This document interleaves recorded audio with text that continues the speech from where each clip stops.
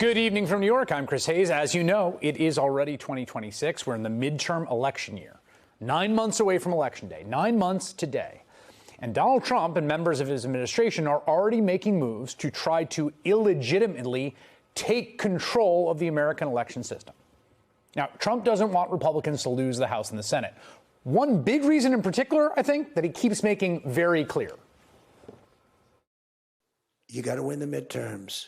Because if we don't win the midterms, it's just going to be, they'll find a reason to impeach me. I'll get impeached. I don't think he's wrong, and I really think he's very obsessed with legacy right now. Like, he does not want to go for his third impeachment. He's obsessed with keeping control of Congress. I think, honestly, primarily for that reason, because it's not like he cares about passing legislation or cares about other people's electoral fortunes. But the thing is, he's obsessed about keeping Congress, and he has no real plan to do it normally or legitimately, right? I mean, despite all the bravado and the constant boasts about never being more popular, they know the score. The administration actually understands that Trump is in trouble. The Republican Party is in trouble. And it's not just polling. Look at this. You might have seen this over the weekend. A Texas special election that happened over the weekend in which a Democrat flipped a red state Senate seat, winning by 14 points in a district Trump carried by 17 points in 2024. That's a 31-point swing. That is almost literally unheard of. Now, don't expect a blowout like that in November. You're going to have turnout that's going to be much higher. That was a low turnout election. Democrats tend to do better in those. But even a 10-point swing in the midterms would wipe out the Republican majority. Heck, a 5-point swing in the midterms would wipe out the Republican House majority. So they know what they're facing. They see the writing on the walls. And they know they don't right now, unless things change dramatically, have a path to just outright winning a free and fair election. I mean, most normal incumbents who aren't Donald Trump see their party suffer losses in the midterms, right? So Donald Trump is exploring other plans. The first plan was to gerrymander congressional maps. Why leave it up to voters to choose Republicans when Republicans could simply choose their voters? And so Donald Trump tenaciously, constantly pushed red states to redraw their districts to be even redder, right? To change their congressional districts mid-decade. This never happens, right? Texas did it. Missouri did it. Ohio still may. But Trump's pressure generated a backlash. First, among Republicans in, for instance, Indiana, who just told him to take a hike, wouldn't do what he wanted, despite J.D. Vance going there in person, inviting him to the White House, right? And also in blue states like California, which defensively redrew its maps. And so when all is said and done, between California, what's happening in Virginia, maybe Maryland, the fact Indiana wouldn't do it, the whole thing made the gerrymandering war a wash. It could actually, in the end up net benefiting the Democrats because Donald Trump started this fight. So now midterm election year is upon us. That gerrymandering plan has really failed. I think they thought this was like their secret weapon, right? Their ace in the hole. No. So now it's time for the Republican Plan B. And that is, and they're saying this out loud, to fully seize the machinery of American voting. I mean, last week they started moving on this project in Fulton County, Georgia, where FBI agents raided the election office and left with nearly 700 boxes of ballots. That's all under the watchful eye of Trump's director of national intelligence, Tulsi Gabbard. Her spokeswoman told MS Now Trump has ordered Gabbard to investigate election security nationwide, even though she has no domestic law enforcement powers, and even though after the 1970s we have a bunch of laws and regulations to separate domestic law enforcement from international intelligence. That's actually really important. Now, former officials say that this is preposterous, and they also fear it's part of a plan to attempt to steal the midterms. Remember, Fulton County in Georgia, right, which contains Atlanta, was ground zero for Trump's 2020 election lies. Those were lies pushed by people like, for instance, former Trump aide Roger Stone, who posted a photo of himself with J.D. Vance just yesterday. Stone said they chatted, but didn't say what they chatted about. Also lies pushed by former Trump lawyer Sidney Powell, remember her, who was seen just after the Georgia raid last week with Trump DOJ official Ed Martin. And remember, it was Powell, along with disgraced former National Security Advisor Michael Flynn and the former CEO of Overstock.com, Patrick Byrne, remember that guy, who all marched into the Oval Office in December 2020 and told Trump to seize voting machines and declare victory. Well, late last month, the former Overstock guy, Patrick Byrne, reportedly accepted an invitation to the White House. And over the weekend, guess what? He praised the Fulton County raid. It looks like maybe you and Sidney Powell and a couple other people had the right idea way back when.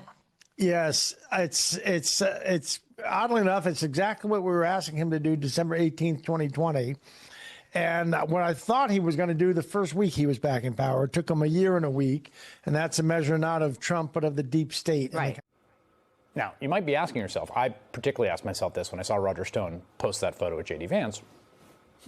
Why are all the usual suspects from the 2020 attempted coup back in Trump's orbit now? Maybe to give it another run, to try to rig future elections in the name of the 2020 election. I mean, just yesterday, Donald Trump was complaining about winning more states in 2020 on the podcast of his former FBI number 2, Dan Bongino. Dan Bongino, who hated his job, apparently actually doing like government work and now wants to go back to podcasting. Trump adding, quote, "We should take over the voting in 15 places. The Republicans ought to nationalize the voting." Now, that, of course, is illegal. It's a violation of all sorts of state federal statutes and constitutional principles of federalism. But today, of course, Trump just doubled down. What exactly did you mean when you said that you should nationalize elections? And which 15 states are you talking about? I want to see elections be honest. And if a state can't run an election, I think the people behind me should do something about it. Because, if you think about it, a state is an agent for the federal government in elections. I don't know why the federal government doesn't do them anyway. But when you see some of these states about how horribly they run their elections, what a disgrace it is, I think the federal government, when you see crooked elections, and we had plenty of them, and by the way, we had them last time, but go to 2020 and look at the facts that are coming out. Rigged, crooked elections. If we have areas, take a look at Detroit, take a look at Pennsylvania, take a look at Philadelphia. You go take a look at Atlanta. Look at some of the places that horrible corruption on elections. And the federal government should not allow that. The federal government should get involved.